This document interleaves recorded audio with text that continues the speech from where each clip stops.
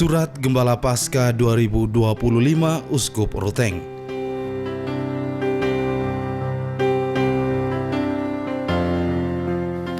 Lihat, aku hendak membuat sesuatu yang baru, yang sekarang sudah tumbuh, belumkah kamu mengetahuinya?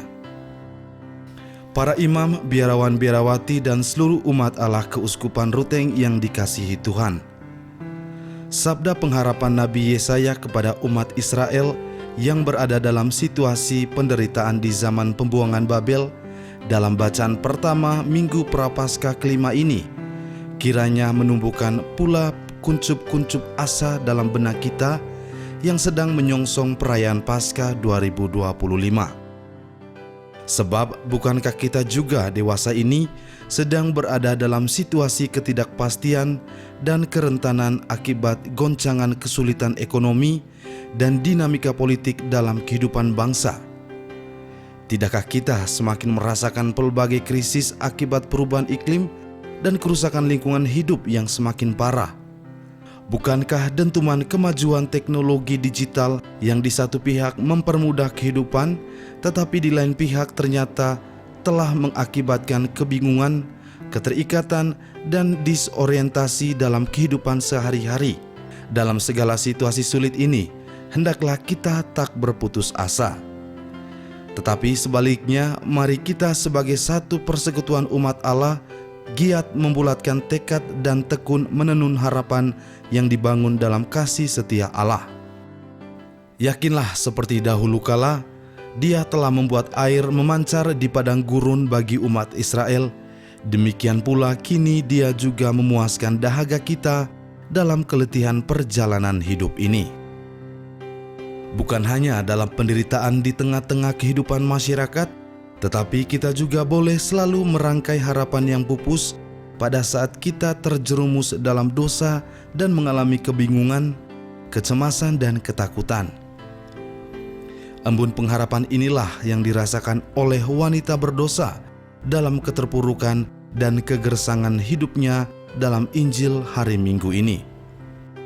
Sangatlah miris bahwa kejahatan perzinahan dimanipulasi dan ditimpakan kepadanya seorang diri, seorang perempuan lemah, korban budaya patriarki saat itu, sementara si lelaki pezina lepas bebas dari dakwaan. Wanita lemah itu dicampakkan ke tanah dan didakwa oleh para moralis dan pemuka agama saat itu. Dalam kondisi tak berdaya, terkapar, menderita, dan putus asa, seluruh dunia memplototinya dan siap merajamnya dengan batu sampai mati. Saat maut mengintai hidupnya, dia hanya masih berharap kepada satu orang, yakni Yesus.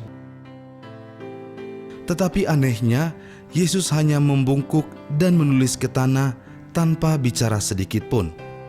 Sesungguhnya, sebuah gestikulasi meditatif yang mengajak publik untuk tidak menatap keluar dan mendakwa yang lain, tetapi melihat ke dalam dan berintrospeksi. Gestikulasi kritis terhadap dunia dan media yang senang menggoreng kejatuhan orang lain untuk kepentingan komersialisasi dan egoisme demi membungkus dan memoles kebusukan diri sendiri. Barang siapa di antara kamu tidak berdosa, hendaklah ia yang pertama melemparkan batu kepada perempuan itu.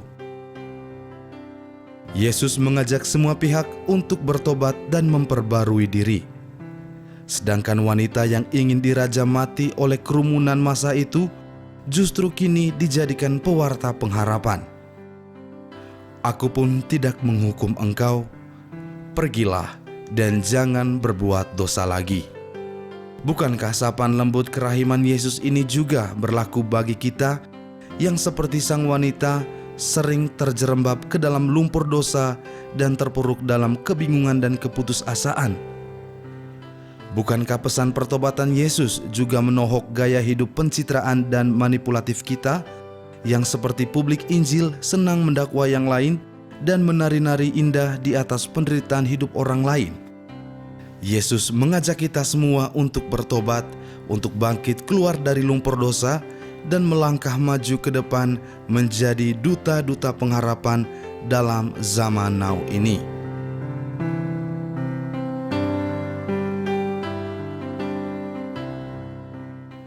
Para imam, biarawan, biarawati, dan seluruh umat Allah Keuskupan Ruteng yang dikasihi Tuhan.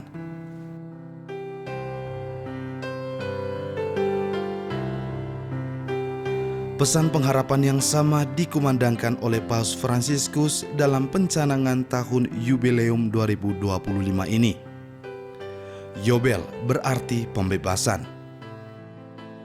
Yahweh telah membebaskan Israel dari perbudakan Mesir. Demikian pula Allah yang sama telah membebaskan umat manusia dari perbudakan dosa dan maut dalam peristiwa kebangkitan Yesus Kristus.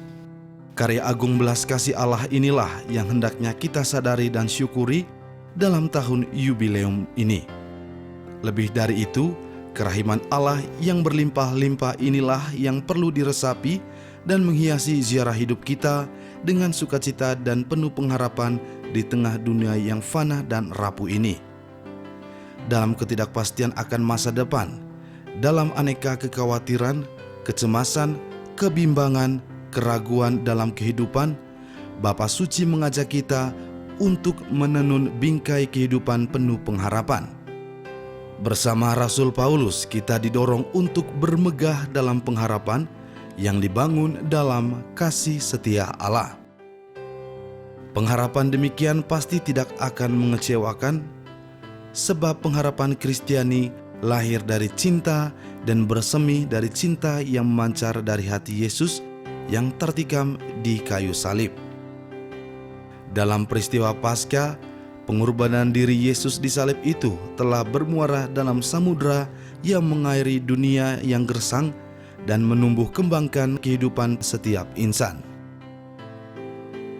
Dengan demikian, pengharapan sejatinya bukanlah sekedar sebuah perasaan sentimental, juga bukan sebuah kerinduan dan niat saleh belaka, tetapi pengharapan adalah komitmen dan aksi. Pengharapan adalah perubahan dan pembaruan. Karena itu dalam tahun Yubileum 2025 ini, Paus Fransiskus mengajak kita menjadi tanda-tanda pengharapan nyata bagi saudara-saudari yang mengalami kesulitan, seperti para tahanan penjara, orang-orang sakit, orang-orang muda yang sedang menggapai mimpi masa depan, para migran yang merantau untuk menemukan kehidupan yang lebih baik bagi diri dan keluarganya, para lansia yang sering merasa kesepian dan ditinggalkan, serta orang-orang yang mengalami kemiskinan dalam pelbagai bentuknya. Kepedulian dan solidaritas demikian menurut Bapa Suci adalah sebuah himne untuk martabat manusia, sebuah lagu harapan yang menyerukan partisipasi paduan suara dari masyarakat seluruhnya. Para imam, biarawan, biarawati, dan seluruh umat Allah Keuskupan Ruteng yang dikasihi Tuhan.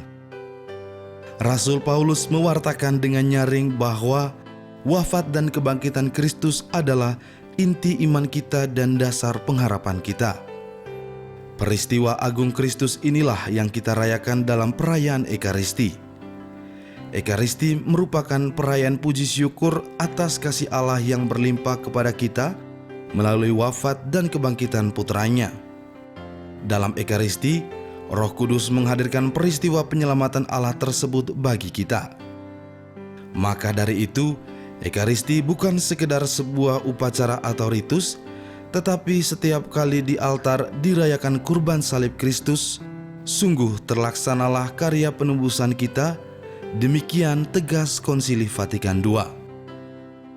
Justru karena Ekaristi merupakan perayaan puncak iman dan sumber kehidupan umat beriman, maka Paus Benediktus ke-16 mengajak kita untuk mengembangkan seni merayakan Ekaristi, Ars Celebrandi. Kita perlu merayakan Ekaristi dengan khidmat, partisipatif, dan penuh sukacita, sebab dalam liturgi Ekaristi kita dapat mengecapi keindahan Kristus dan dituntun olehnya menuju panggilan sejati kita, yaitu kasih. Mari kita membarui dan menata liturgi Ekaristi di gereja-gereja paroki kita dan di tengah-tengah komunitas basis gerejawi atau KBG serta di mana saja, agar perayaan itu sungguh-sungguh memancarkan keindahan dan kemuliaan anak domba Paskah di atas altar kudus. Dalam perayaan Ekaristi, Kristus mengubah dirinya, bertransformasi menjadi roti santapan, agar kita pun berubah menjadi sama dengan Dia yang kita terima. Santo Agustinus berujar, "Lihatlah misteri keselamatanmu yang ada di hadapanmu. Lihatlah dirimu menjadi seperti apa yang kalian terima." Ekaristi sungguh menarik dan mendorong kita terlibat dalam gerakan pengorbanan Yesus demi keselamatan dunia. Karena itu, dalam tahun Ekaristi Transformatif 2025, Keuskupan Ruteng telah mendesain dan tengah melaksanakan program-program Ekaristi sosial dan Ekaristi ekologis yang memadukan perayaan Ekaristi dengan kegiatan peduli orang rentan sengsara, serta dengan aksi-aksi ekologis untuk merawat dan melestarikan alam lingkungan. Tidak kalah pentingnya kita juga berkomitmen untuk mengembangkan program-program Ekaristi spiritual yang semakin mempersatukan kita secara pribadi dengan Yesus, Sang Penebus, serta memperbarui hidup kita.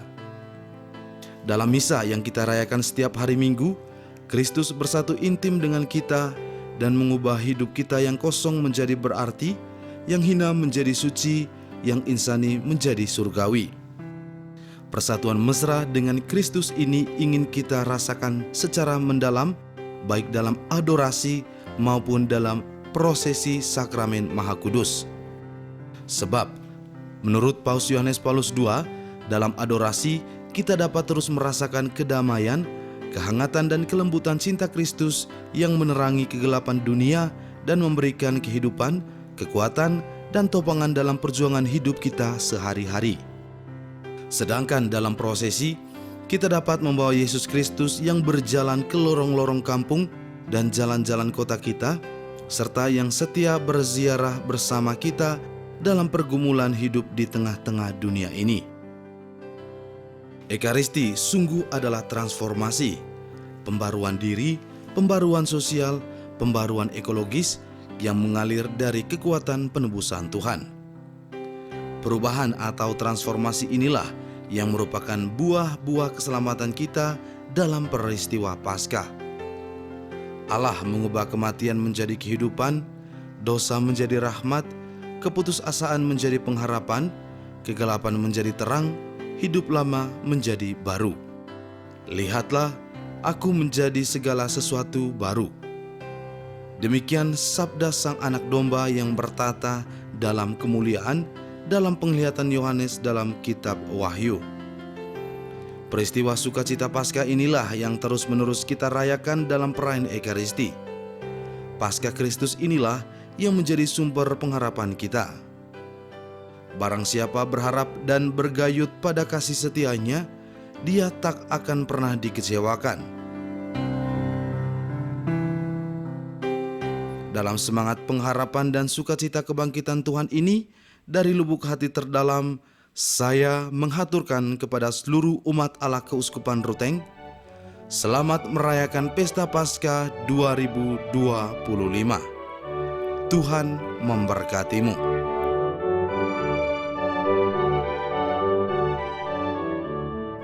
Ruteng 4 April 2025, Uskupmu Monsinyur Siprianus Hormat.